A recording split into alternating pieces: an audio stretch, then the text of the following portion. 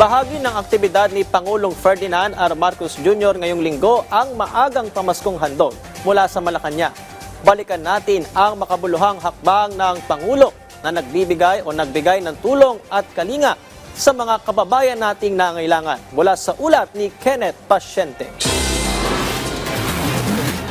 Sa pagpasok ng Disyembre, pinatotohanan ni Pangulong Ferdinand R. Marcos Jr. ang diwa ng pagbibigayan ngayong Kapaskuhan nang bisitahin niya ang Marilac Hills and Haven for Women sa Muntinlupa City. Dito na mahagi ang Pangulo ng mga essential supply gaya ng bigas, food packs, gamot, maging supply para sa mga sanggol. Nanguna rin ang punong ehekutibo sa gift giving sa Manila Boys Town Complex kung saan binigyang diin niya na patuloy na aagapay ang pamahalaan lalo na sa mga individual na nangangailangan.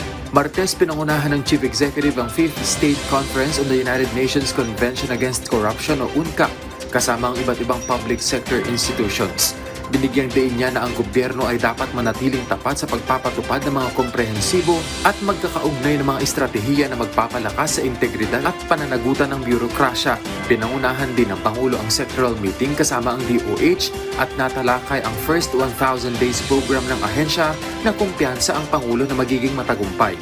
Inatasan din dito ng Pangulo ang National Nutrition Council na paigtingin pa ang suporta sa mga LGU para matutukan ang nutrisyon ng kanilang mga residente. Miyerkules, nakibahagi ang Pangulo sa 33rd Anti-Terrorism Council Regular Meeting kung saan binigyang diin niya na patuloy ang suporta ng pamahalaan sa konseho lalo na sa pagsugpo ng insurgency sa bansa. Siya rin ang nanguna sa panunumpa ng newly promoted generals at flag officers ng Armed Forces of the Philippines.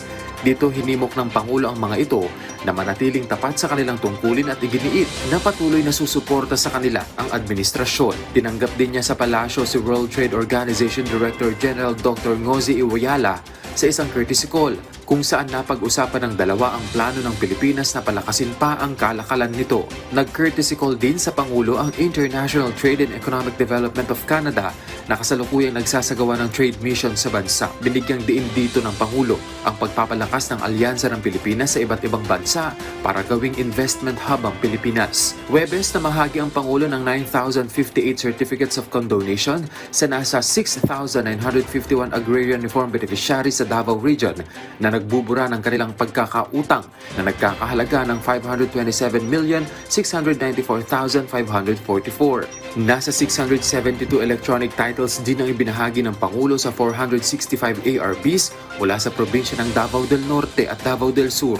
Gayun din ang 144 Certificates of Land Ownership Award para naman sa 142 ARBs sa Davao City. Kaparehong tulong din ang ipinaabot ng Pangulo sa probinsya ng Sarangani para sa libo-libong mga benepisyaryo.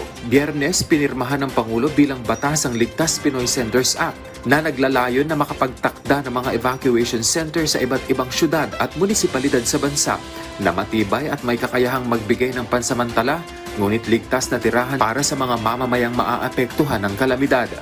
Nilagdaan din niya ang Student Loan Payment Moratorium during Disasters and Emergency Act na magpapaliban ng pagbabayad ng mga estudyante sa kanilang student loan nang walang penalty at interes lalo na tuwing at matapos ang bagyo. Pinangunahan din niya ang paglulunsad ng kauna-unahang mobile soil laboratory sa bansa na makatutulong sa pagsusuri ng lupa ng mga magsasaka para mapaunlad ang kanilang ani. Tinanggap din ng punong ehekutibo at First Lady Luisa Araneta Marcos ang orihinal na Murillo Velarde 1734 map. Gate ng Pangulo, mahalagang bahagi ito ng pagkakakilanlan ng bansa, lalo na't malaki ang naging papel nito sa pagkakapanalo ng Pilipinas sa 2016 Arbitral Award sa South China Sea noong 2016. Kenneth Pasyente para sa Pambansang TV sa Bagong Pilipinas.